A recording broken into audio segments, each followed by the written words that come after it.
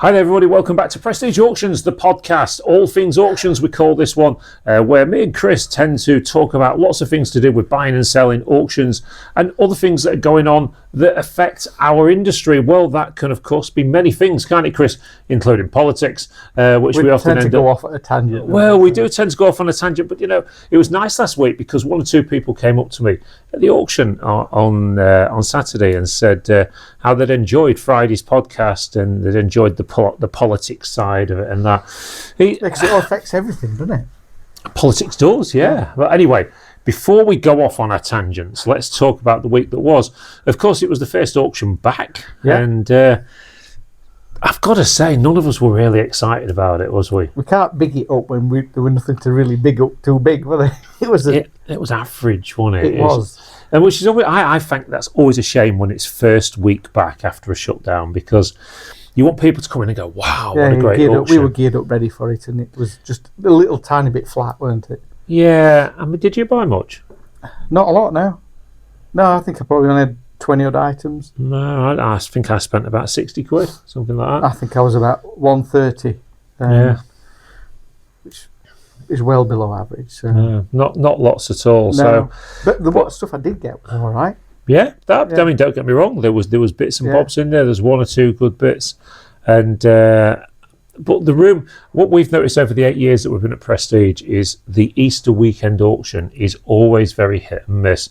It's the first opportunity that people get to really get away, or the first kind of long weekend. Or I mean, if you work in industry, it's one of them weekends where you tend to take 4 days off to get 10 days holiday. That's how it feels. And there tends to be car boots and events on the Friday, Saturday, Sunday and Monday. Yeah. So if you're competing with like loads and loads of events, things going off, it just waters it down a bit, doesn't it? Yeah. I think it's one of them where, you know, but I mean, commissions were quite busy. Bids, plenty of commission bids for the auction this week, but you know, the boots on the ground, although the coffee shop was good. Dave did a cracking job in the coffee shop on Saturday, and he was, of course, he introduced tea cakes, toasted tea cakes, and they went down a tree. Sold quite a lot of them, so that's going to be sort of something that's going to have to stay. You could really smell them, couldn't you, on the rostrum? Oh, the thing is about a toasted tea cake, it's got a bit of sweetness in the sultanas. I know, but you could smell them cooking, so I were hungry all day. It's all right for you because you can stand up there and eat. I can't. Yeah, no, but I still left at 5 o'clock, went and smashed the Chinese in because I was just starving, man. Well, my Saturday night after the auction this week, and I'm feeling it a bit this week, I don't know what's up with me, but because we're into our second week back at work, and I was playing darts on Saturday night as one of my son's friends, and I was, but by the time I got in, which was about 12:30, 1:15, I was then on my iPad, and I think I put it down about 1:45, and I had to be up at 7 for work, so I kind of felt it. Last night, bit of a chicken dinner, a couple of cans of Stella, and I was, boom, gone. I've had the Easter weekend on the caravan parks all kicking off. Was it busy? Yeah. How was so come on, before we go on about any more auctions, let's just talk about Chris's new life. So am I right to talk about it? Yeah, so what Chris has done, Chris has made a hell of a decision, I think, in his life. A very grown-up decision to get out of the rat race, get rid of the house, and stop living in a house, and bought a place on, where is it? You tell us, where you bought it at? Beachcomber. Right. We're on Beachcomber. So, yeah, we're staying there for a bit. We've got a little place in France to disappear to, which is off-grid. That's not a conventional house. That's like glamping. So, is it that good? Remember, this lot see you in the wheelbarrow. Did you look at that? Yeah, that's luxury.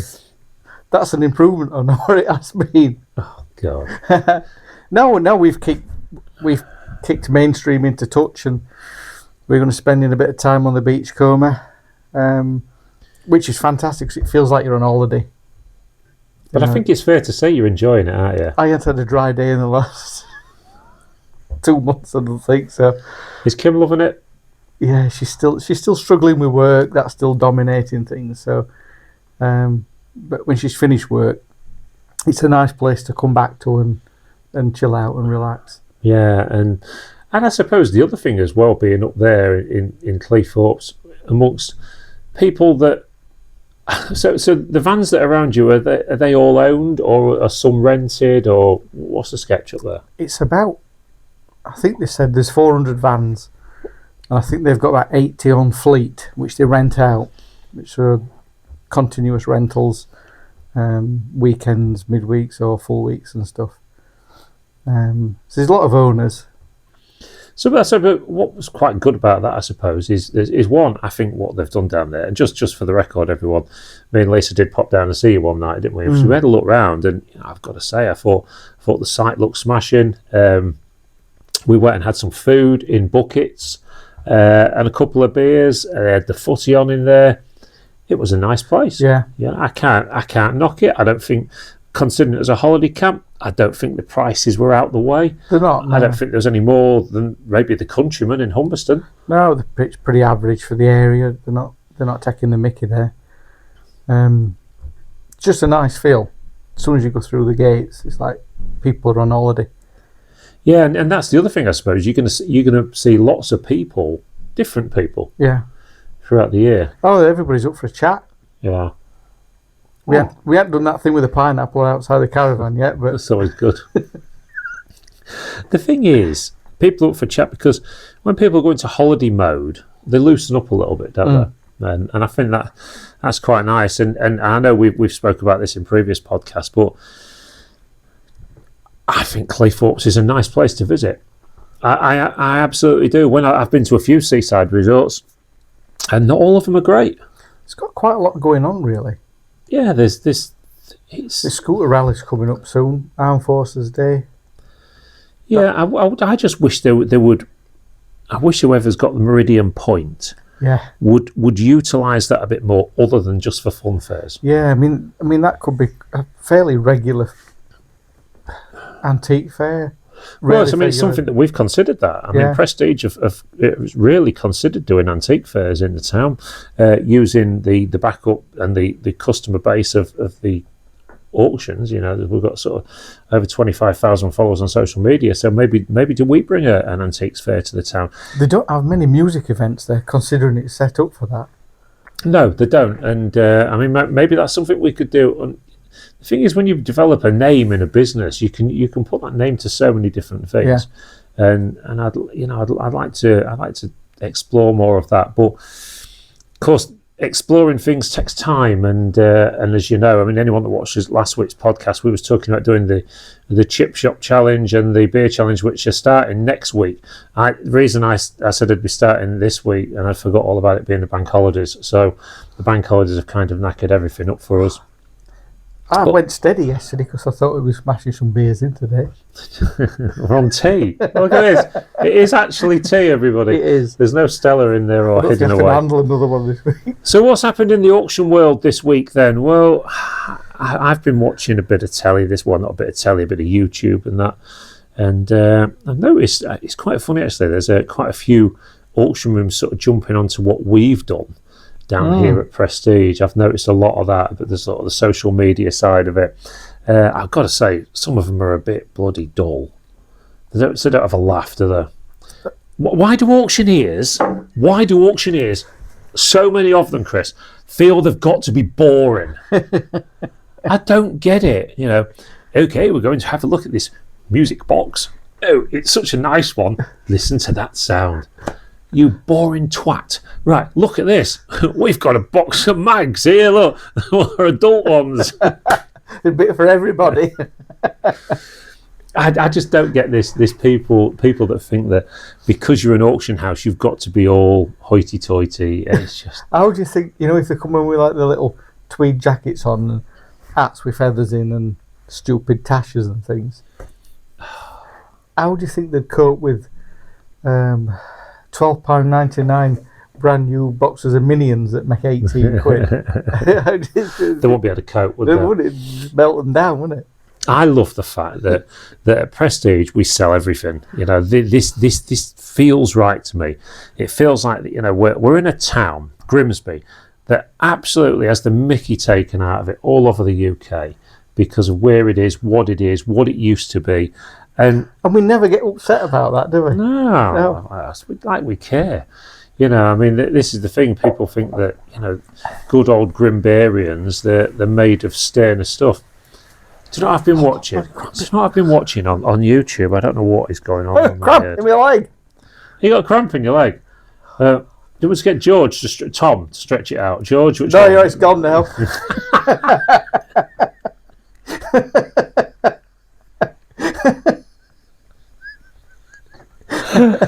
Oh, I'll grin and bear it. oh dear me. I've been watching on YouTube Fred Dibner. It's my hero. Fred Dibner.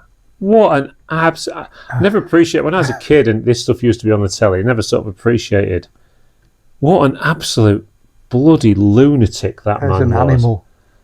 He was a man, Yeah. wasn't he? Yeah. You know, in every term of the word man, he was that. He liked messing about with engines. He did steam engines. He did traction engines. He climbed chimneys on his own, and you know, there's no... I mean, can you imagine these days? Well, I'll tell you what I'll do. I'll build a ladder up the side of the chimney. I'll knock it down brick by brick. I'll burn some lorry tyres underneath.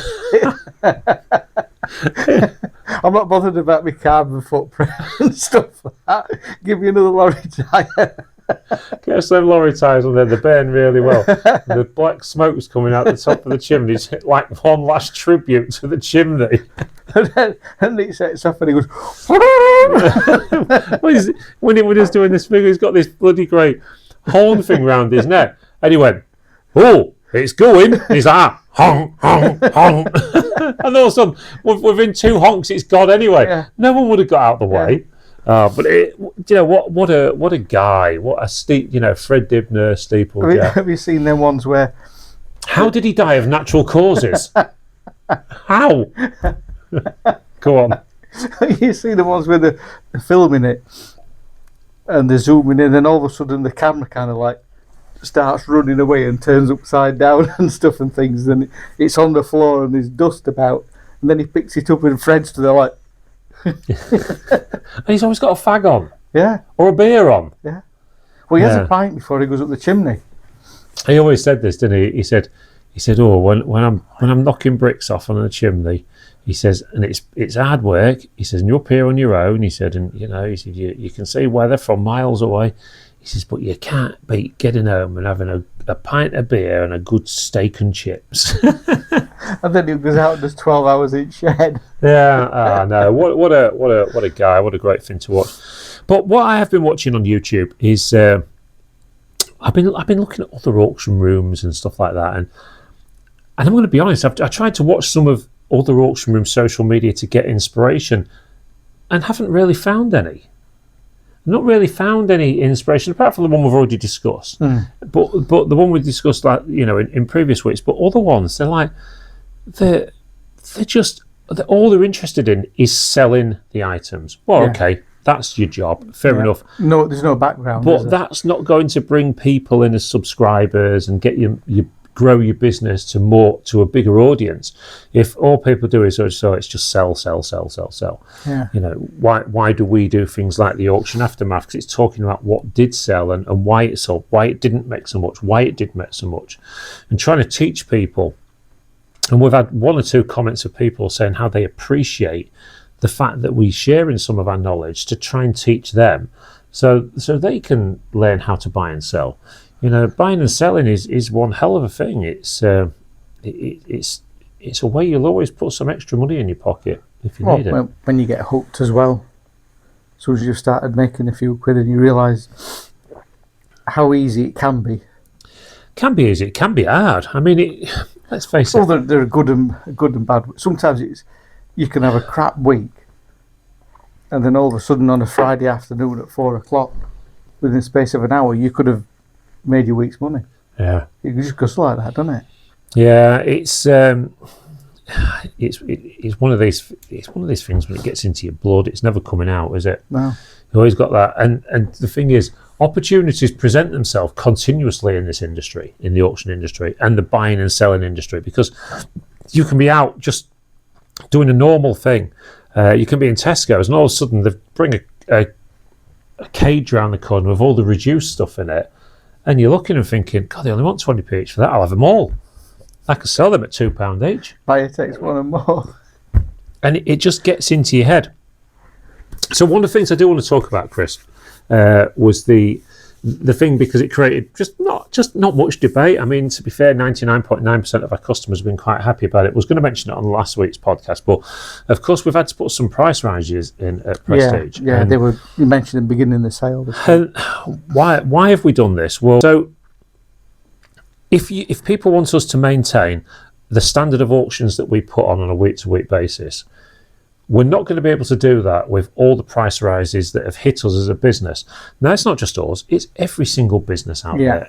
Now, when the government insists that you put the national minimum wage up by 70 odd pence an hour, the real terms of that is actually £1 an hour, because each hour that person works, they accrue holiday pay and so on, and there's more things to pay. So if you're talking about £1 an hour for every single person, and whether they're in our business, whether they're on minimum wage or more, they've still got to go up the same amount of money to maintain gaps. Well, a lot of people, if you're earning, I don't know what it is, if you're earning £12 an hour, most of the general public think it's costing you £12 an hour to pay it. And it's not. It's nearer 16 or 17, isn't it? It's a lot. There's a lot more expense that has come, but of course it wasn't just the minimum wage that went up. We've got the NI rise as well, which is something that people don't see but businesses do.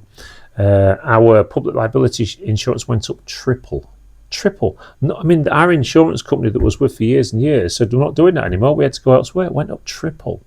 Someone wanted quadruple to what I was paying, and it's not just that. You know, along with your sort of day-to-day rises in insurances, in fuel consumption, and all the things. Tipping costs. I mean, tipping costs have gone massive, up a fortune. So tipping. People don't realise this because they just go down the council tip. For a company like ours to tip around the corner at the moment, general waste is £181 plus VAT per tonne. You can soon rack up a few tonne of rubbish each week in a business, and at £181 plus VAT, over £200 a tonne. That's a lot of money, but people don't see this. So when we've had to, so what have we done? We've increased our lotting fees from £1 to £2. Now, that basically means that every person that puts a lot into Prestige auctions is now going to pay, if it doesn't sell, and this is the important bit, if it doesn't sell, £2.40, because £2 plus VAT. Yeah. We don't get the 40p, the government get that. So £2.40. So they win again. The more things go up, the more VAT. It just snowballs, doesn't it? We know that this big wage rise on minimum wage is not necessarily about putting more money in people's pockets. It will do a little bit, but they haven't altered the VAT, the tax thresholds. Yeah. So it sends more people into tax brackets, and equally the government get more money. Yeah. And that's the way it is. There's only them that's benefiting from it. It's nobody else's. Well, no one else has benefited from it, because the one thing for sure that is, if you put wages up across the board, everything's going up. It doesn't matter what it is, it's going up. As people well know, I used to work in the food industry. Well, Young's used to employ thousands of people. Well, thousands of people is £1 every hour for every person. That's thousands of pounds. And then you've had your small wage rise because the government's had a bit extra. You've got a bit extra. But then all of a sudden you've gone into your shop and your fish cakes have gone up 30 pence. Your onions have gone up 10 pence. Your potatoes have gone up 20 pence. Yeah. You have a takeaway these days. Takeaway's not a cheap tea. No, you're not going to get any for two people. It's 20 quid, isn't it? Easy. 20 quid. Yeah, and you're waving Ted out of that money. So we put our lotting fees up to £2 in the general sale, like I say. But what we were also trying to do as well is to stop people coming to the door with general boxes of stuff and going, oh, I'd like to have 5 separate lots for that. Because as much as an auction business, we want that to happen in terms of we want nicer items, you've now got to look at it and say to yourself, well, I've got 10 lots here. If they don't sell, that's going to cost me £24. So the bits you do sell might mean you've got no money out of it. So how did we try and make it fairer for the seller though? So we upped our minimum bid from £3 to £4. Now I can tell you, a minimum bid from £3 to £4 makes us as a business a few pounds a week. How do I know that? Well, because it's gone from £3 to £4. So all you're going to make is an extra, for every £4 bid, you're going to make 25 pence. Yeah. Because your 10% seller's commission, 15% buyer's commission. So let's say you have 100 lots. I mean, it wouldn't be as many as that. But if you had 100 lots that all finished at £4, the business makes another 25 quid. That's it. Yeah, it's not done to make money. No, it's done to make it fairer for the seller, because the seller puts their box in, and if they with £2 plus VAT, £2.40 plus your commission on top, it's getting on for £3, or they were gonna if they finish at the minimum bid, they're at least getting something out of it. But as hard as it was to make them decisions for me and Lisa as a business, we had to do it, because if not, this is what will happen. We would take that one on the chin. Next year, they'll put the minimum wage up again. The next year, they'll put it up again. Give us 2 years, this business would be making nothing. Mm. And you know the work that goes in here, Chris. You know how hard it is. If I thought that we was going to be working for nothing and didn't have any money in the pot to be able to build the business be bigger and better for the future, I wouldn't want to do it. Yeah, there would be no point to it. No, you'd have no point to it. Commission is the same. The commission's exactly the same. Nothing's changed. No.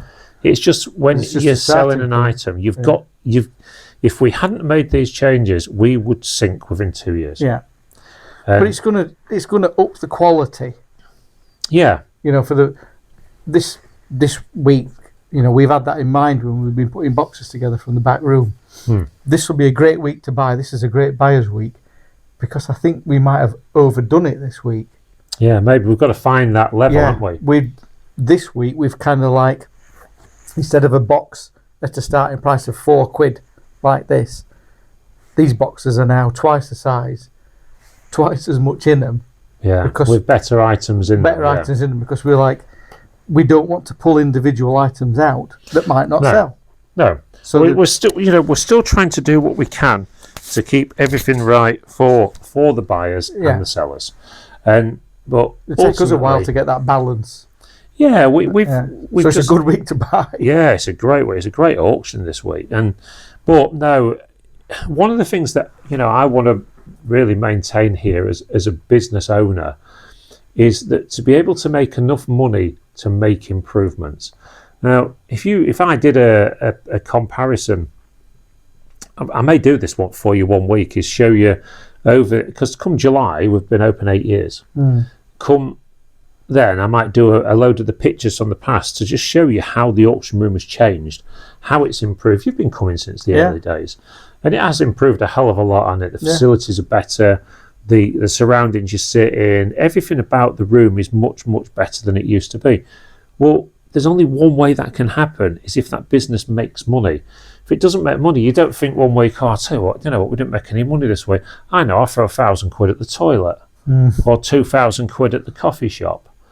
Why do we go into our 8th year and still take it on the chin that we've never made a penny in profit on the coffee shop? Yeah.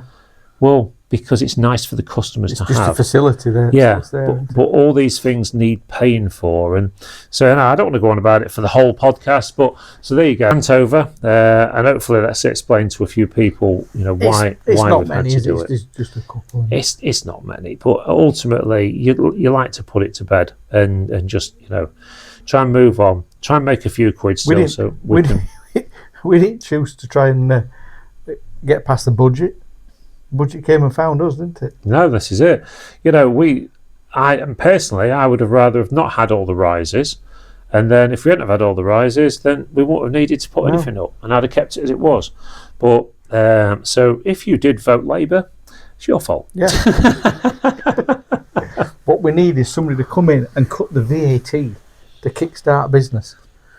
Do you think that'd do it? Well, I think it would help, because let's say if you're a trader that comes in and spends £100 in commission, you've got another £20 on top. Cut that down to 10%. Get that down to 10%, and save that person a tenner. So that business can then go on and alter their margins slightly, so they can be more competitive. And we're just not very good at it in this country. Yeah, we all we want to do is tax everything to the absolute bloody hilt. Yeah, fines or tax. Yeah. Yeah. Well, fines and tax are exactly the same. It's the same thing, isn't it? I mean, look, I don't buy into any of this, and you can leave comments on this if you like. I don't buy into any of this speed camera bullshit. If you want to put a speed camera somewhere, then put it somewhere either A, where you've had a lot of accidents, or B, where it will create much better safety. See, I go on about this. Have you ever seen a speed camera on Grimsby or Cleethorpes Road? No. Somebody gets squashed here every other week. Accidents, motorbikes, scooters. It's probably the most dangerous road there is in Grimsby. I've never seen a speed camera on it. No, can't say I have. But they'll sit one outside Pennell's. Yeah, where nothing's ever happened. Oh, I actually see the stats the other week. I'm on this Humberston community newsletter from the police or something, and they put the stats out for all the speed cameras in the air. Do you know where they got the most people? Lisa even couldn't believe this. So they covered what they did is they gave you the stats from the Taylor's Avenue cameras, the ones outside Pennell's, the ones on North Sea Lane, the ones at Tetney. Yeah. And I think that's about it. Lay-by on the way out of Tetney. Which ones got the most speeders? I reckon outside Beachcombe and North Sea Lane. It absolutely is. Yeah. It absolutely is. The one up there had quite a few. The next highest was the one going out towards Tetney. Yeah. And the ones that hardly got any was Taylor's Avenue and Pennell's. Really? That really surprised me initially. Because they've changed the 40 into a 30 much earlier there now, haven't they? But how many crashes have you seen on North Sea Lane? The only place I've seen an accident is outside the Spar shop, where there's never been a speed camera. Where people turn into the... So, very, very few and far between. I can't say I've ever seen one on there. How many crashes have you seen on that, just as you come out of Humberston and go to Tetney? That'll be none. Yeah, I've never seen it now. Probably. I can't remember seeing any accidents outside Pennell's, not for a long, long time. And or Taylor's Avenue, for that matter. I've never seen an accident where there's a speed safety camera. So, are these speed cameras, or are they safety cameras, or are they just there? Revenue raiser. To get revenue up? I don't know. I mean, it's that ongoing debate, this one, isn't it? That people will never kind of agree on. But yeah, I'm all for safety. Absolutely. And people do take the mickey with the way. Why has there never been? And again, give me your comments on this one. You must have all seen it. King's Road, Cleethorpes. It's mental. King's Road is the one, everybody, between the leisure centre and Pleasure Island. Yeah. Right? And it's a 30. Yeah, it's a racetrack. Now, they have got so many places they could put speed cameras in there and don't. Why? Have you heard it from your house, the racing that they do them down there? Yeah. You've heard it if you're out in the garden at night? Yeah. Yeah, well, we can hear it from in the van now. Yeah. And all these little kids are all in the little Hondas on the limiter. So as you come past them car parks on next to the boating light there, and they've all got like green lights onto the cars and blue lights in the front and that, and you sort of drive past and you're just like, we've all done it. We've all done it, haven't we? We've all been that age, and it was quite exciting. And but but we were running around in 200 pieces of crap. They're not doing that now, are they? You can always tell the ones that are driving the dad's cars, can't you? But there you go. Anyway, let's just quickly talk about the challenge. I think we need to see the challenge board. Have you updated it? No. I ain't really made much this week. Well, this is what I mean. So the challenge, everybody, we sort of fell out the swing of it. But so these were the things that we were at before we went off. We're gonna have to get back into this. £375 is now 480 something. Ooh. Because Brandon brought me £112 this week from items of ours that he sold on eBay. Well, he's been doing all right. They've done nothing. I think we've only got about 40 quid to add to that. So we need to get back on it. But then I said to you last week, you bought about now, mate. I said to you last week that it wasn't a buying week, was it, for challenges and stuff like that in the auction? No. But my God, it is this one's the one. Got no excuse this week. This is a buyer's week, and I think that I can buy a few bits this week and make a few quid out of it. What do you reckon? Another 1,500 item sale? I think it's going to be close up. There's not a lot of room out there, is there? Of course, everyone would have seen this if they're watching this on Friday night. They'd have been to the viewing. They'd have been to the viewing. So, yeah. We need to hammer through it because we've got to get to Erasure. Oh, of course, it's Erasure at Yardbirds, isn't it? Yeah. The only sellout they've had this year. Is it? I believe so. There you go. I might have to fetch a little dip flask in with me to the sale. To the sale. Get on it early.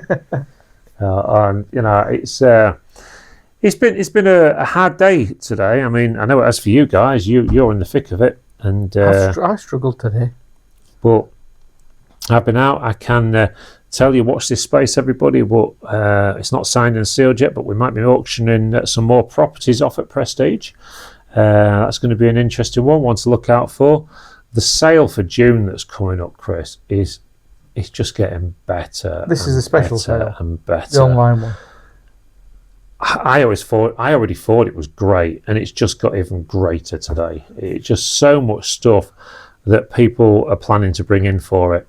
And we've got another specialist sale to do before that. We've got toys and trains and things, and that looks like an half decent sale as well. Only about 370, 380 lots, something like that.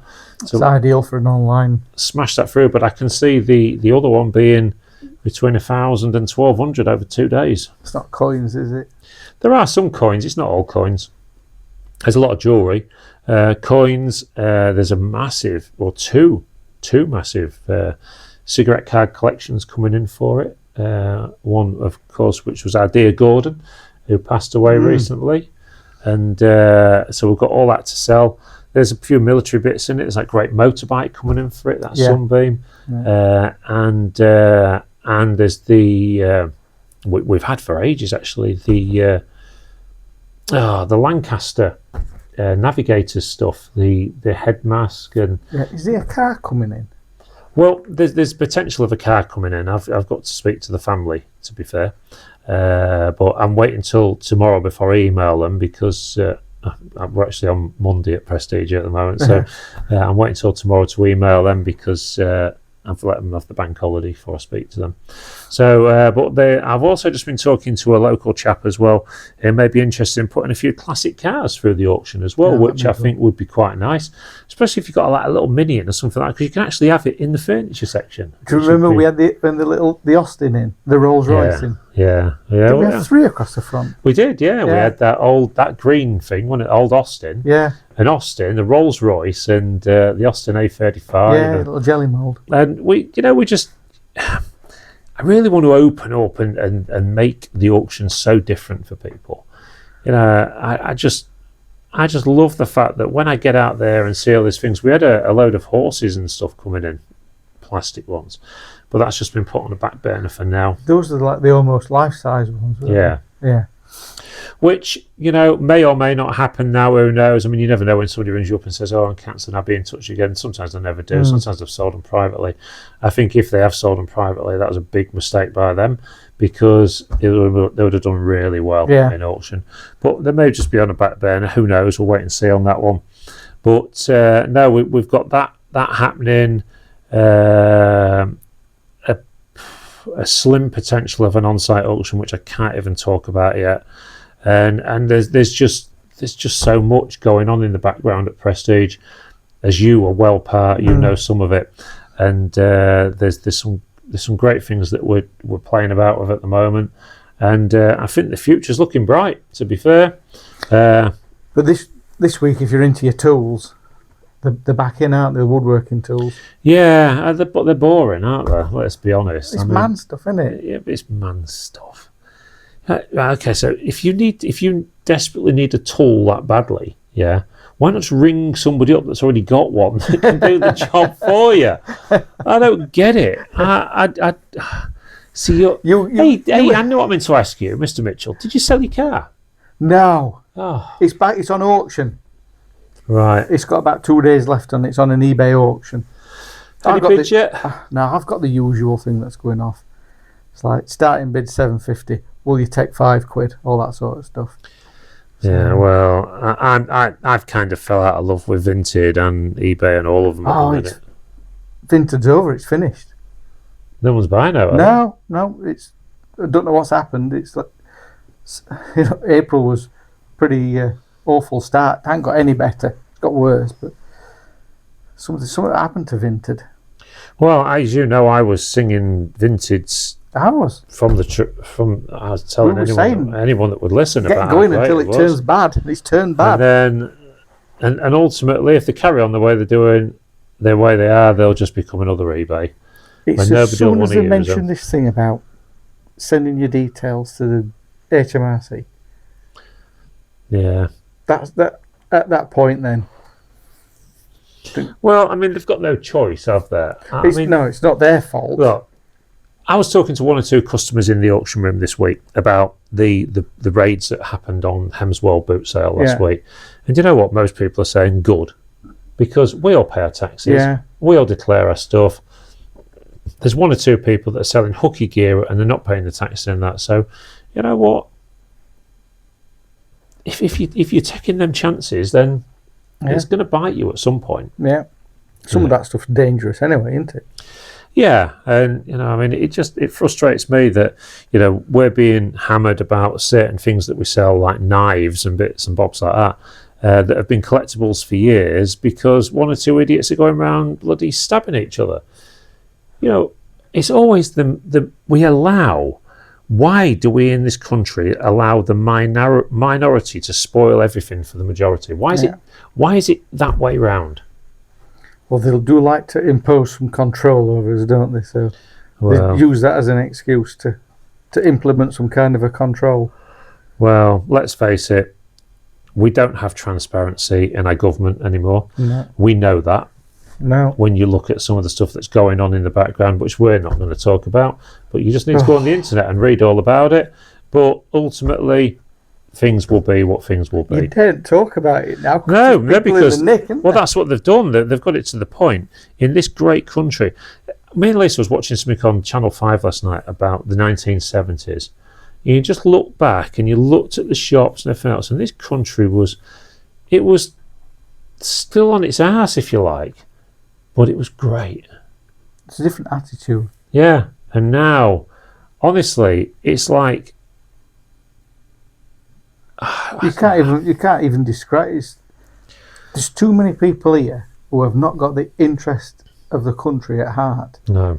And haven't got any history with the country, so they've got no respect for anything. I think it's a real shame because this country's great, always has been great, and now all of a sudden it doesn't feel great. It's a battle, isn't it? And the only people that you can blame for that are the people that are in charge because they're allowing it to happen. And that's not just this Labour government, that's the other governments as well. Oh, the Conservatives and then Labour before that. And I won't necessarily the Conservatives before that because I think it was when it was Blair. It was Blair and that started all this. And they're all lawyers. Effing under Maggie and that was all under control, wasn't it? Ever since then, it's been lawyers in charge. Yeah. People who don't really understand business. Yeah. Well, look at what we've got now. Anyway. I rather wouldn't. No, I don't think I would. Anyway, so we've got what we've got coming up this next week. I really do hope that we can find some time, maybe one day this week or something, to just catch up for an hour and go and do one of these chip shop challenges or whatever, and try and sort of make a little bit of time. Because I think we're going to have to resign to the fact that we can't do it on a Monday. It's not going to ever happen on a Monday, is it? No. Let's be honest. But Have to film something in it a may week be that we can sometime. find a day somewhere where we can go out and do like 6 or 7 in one day. How did you rate your KFC chips today? Well, they were hot for a change, but KFC. So this all we treat the staff today to. It's tradition, isn't it? Yeah, on a bank holiday. On a Monday. bank holiday, me and Lisa buy the dinner for all the staff members, don't we? Usually ends up being a KFC. And KFC, it's nice to get them back to where they still had some heat in them, which is good. But I ordered sides because we ordered two big meals, but it's 52 quid today. But so we ordered 4 sides and they gave us all gravy. 4 gravy. I like gravy. I like gravy. But I mean, this is the thing. Computer says gravy. Well, put gravy in. Yeah. I look at that and think, well, I'll tell you what, the guy will be at the window in a second. Hey, mate, was it 4 gravy you wanted? Are you sure? No, common sense doesn't prevail there, does it? It just don't, does it? Honestly, I absolutely despair these days. I really do. Did you get it all, though? Did you get everything you ordered? I think so. That's a bonus, because the last few times I've ordered stuff from takeaways, I've got back and I'm like, oh. Do they forget or do they do it on purpose? I don't know. Well, I did something different today. So I ordered on the app. All right.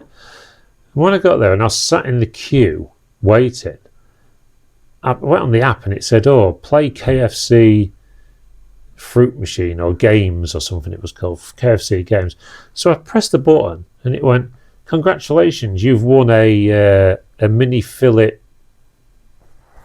bun thing. And so when I got to the window, I said to the guy, can I have that? And you scanned it. I went, yeah, and give us a mini fillet thing. So I gave that to Lisa when I got back. Do you know, when I drive around McDonald's drive-through, which is not very often, and I pull up to the thingy and she goes, have you ordered on the app? And I go, no, I can hear this. Like they've got to do some extra work because I hadn't ordered it on the app. Oh. Well, I sometimes order on the McDonald's app and I've got all these points. I ain't got a clue what to do with them. You can't get a milkshake or anything cold out of Grimsby Road McDonald's. They never got it. Oh. What's wrong with McDonald's milkshake machines? Somebody must know. They must leave a comment.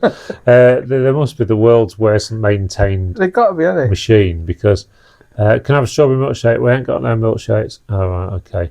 Can I have a McFlurry? It's the same machine. Yeah.